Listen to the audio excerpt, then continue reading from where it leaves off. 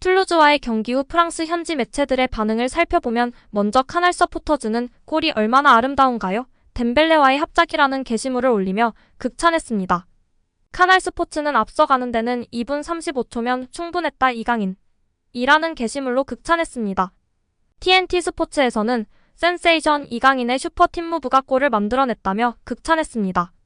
비티냐의 전환 패스를 덴벨레가 만들어주고 이강인이 멋지게 마무리한 팀워크를 극찬하는 매체였습니다.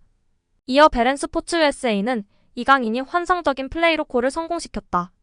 PSG 리포트에서는 이강인이 파리의 2024년 첫 번째 골을 성공시켰다. 등의 반응을 보이며 이강인의 맹활약과 골을 극찬했습니다. 경기 후 현지 팬들은 이강인은 마스터 클래스야 마지막에 당한 모욕은 안타까웠어. 오늘 최우수 선수에 뽑힐 만한 자격이 충분했어. 내가 볼 때에는 메시보다 잘하던데? 이강인 축하합니다. 저는 친구도 여친도 직업도 돈도 없습니다. 취미도 없죠. 제가 가진 것은 이강인 뿐입니다.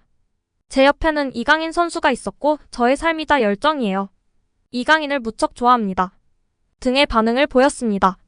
경기 후 기자회견에서는 미드필더진에 대한 질문이 화제가 되고 있는데요. 기자는 비티냐가 최근 수비형 미드필더 자리에 출전하고 있다. 그는 미드필더 자리가 더 잘 어울리는 것 같은데 어떤 점에서 그를 수비형 미드필더로 기용하는지 물었습니다. 엘리케 감독은 제가 보기에도 그는 미드필더가 맞아요. 그러나 그는 윙어도 봤었고 지난 경기에서 몇 차례 수비형 미드필더도 봤었습니다. 그의 장점은 공간을 찾는 것과 활동량인데 수비형 미드필더는 활동량이 중요하진 않죠. 항상 공을 받을 수 있는 자리를 잡으면 됩니다. 직접 패스 길이 없으면 간접으로 찾으면 됩니다. 가능한 간결하게만 패스하면 되고 방향을 전환하는 역할을 담당합니다. 비티냐에게 딱 맞는 포지션은 아니지만 잘 해냈습니다. 이전 경기와 오늘 경기에서 말이죠. 제가 만족한 부분은 워낙 볼 다루는 재주가 좋은 선수지만 오프더블에서도 역할을 해주고 있고 거기에 수비력도 좋습니다. 우리 미드필더에서 중요한 자원이라며 발언했습니다. 이후 우가르테는 왜 뛰지 않았느냐는 질문도 있었는데요. 경쟁이 필요함을 강조한 엘리케 감독입니다. 결국 미드필더 라인이 경쟁이 치열하고 그중 가장 저렴한 이적료로 이적한 이강인 선수가 우가르테, 비티냐를 밀어내고 프랑스 핵 유망주 에머리는 한 자리 차지하는 게 당연하고 다른 한 자리를 실력으로 차지한 것입니다. 그리고 오늘 경기에서도 그 믿음에 보답을 한 이강인 선수입니다. 우가르테는 이강인과 같이 여름에 왔고 무려 860억 원의 이적료로 파리에 입성했고 비티냐는 540억에 입성했었습니다. 어마무시한 이적료를 주고 데려온 선수들을 압살하고 있는 이강인 선수가 참으로 대단하고 자랑스럽습니다. 왼쪽 미드필더로 선발 출전한 이강인은 전반 3분 만에 선제골을 넣으며 팀의 리드를 안겼습니다. 수비 라인을 내린 팀을 상대로 귀중한 선제골을 이른 시간에 뽑아내며 팀의 안정적인 운영에 큰 보탬이 되는 엄청난 골이었습니다. 과정도 너무나 아름다웠는데요. 비티냐가 반대편으로 전환하는 롱패스를 보냈고 덴벨레의 컷백 패스를 킬리안 음바페가 수비수를 등진 상태에서 흘렸고 뒤따라 쇄도하던 이강인이 선제골로 연결했습니다. 공은 수비수 다리 사이로 빠지면서 골망을 갈랐습니다. 이강인의 시즌 3호 골인데요. 올 시즌 PSG에 합류한 이강인은 앞서 유럽축구연맹 챔피언스리그에서 한 골, 리그앙에서 한 골씩 기록했었습니다. 이번 득점으로 올 시즌 공격 포인트는 3골 이도움이 됐습니다. 이강인은 선제골 이후에도 여러 차례 번뜩이며 찬사를 받았습니다. 전반 34분 추가골 기회가 아쉽게 무산되기도 했는데요. 전반 34분 하키미의 컷백이 이강인과 타이밍이 맞지 않으면서 뒤로 흘렀습니다. 이어 페널티 지역에서 가슴으로 공을 받은 뒤 멋진 시저스킥으로 연결했지만 골키퍼 정면으로 향했습니다. 전반 종료 직전에는 위협적인 프리킥을 마르키뉴스의 머리로 배달해 추가골을 도울 뻔했습니다. 후반전에는 PSG가 전반전보다는 내려서면서 이강인도 무리하지 않는 모습이었는데요. 중간중간 날카로운 왼발 스루 패스로 측면 선수들에게 공을 전달하기도 했습니다. 지속적인 전방 압박, 탈압박으로 리드를 지키는 데 도움이 됐습니다. 큰 선수들은 정말 이런 빅매치에서 타이틀이 걸린 중요한 경기에서 해결을 해줘야 하는데요.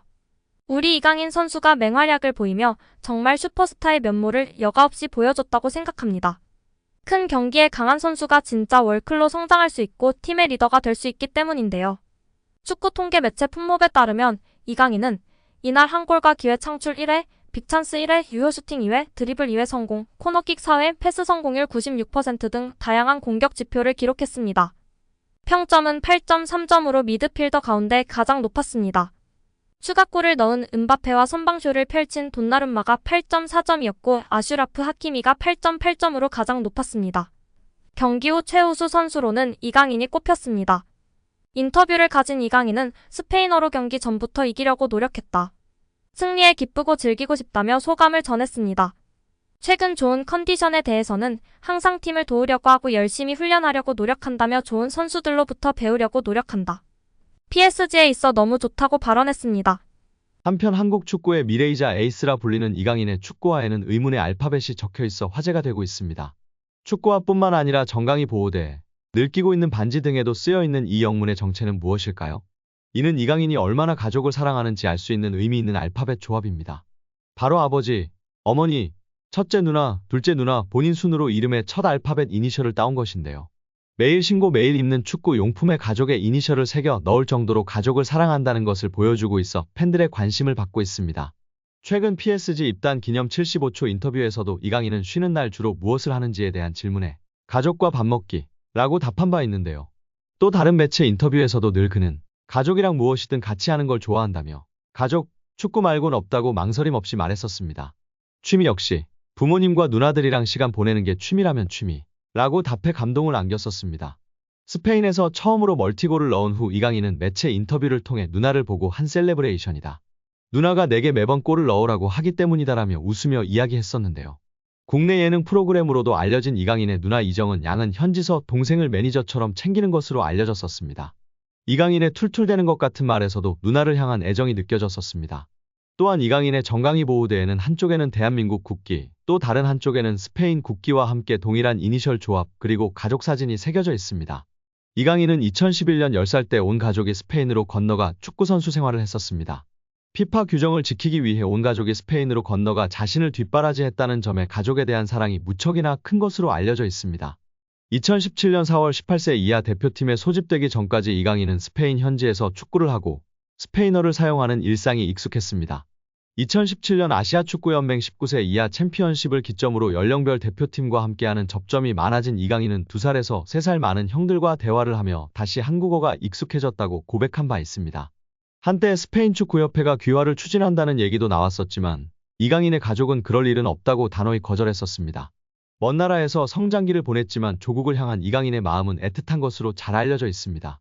지난 UEC 월드컵과 카타르 월드컵 내내 이강인은 경기 시작 전 국가가 울리면 입을 크게 벌리고 따라 부르며 화제가 되기도 했었습니다. 오늘 영상은 여기까지입니다. 끝까지 시청해주셔서 감사합니다. 늘 건강하시고 더 좋은 영상으로 찾아뵙겠습니다. 구독과 좋아요도 잊지 마시고 부탁드립니다. 감사합니다.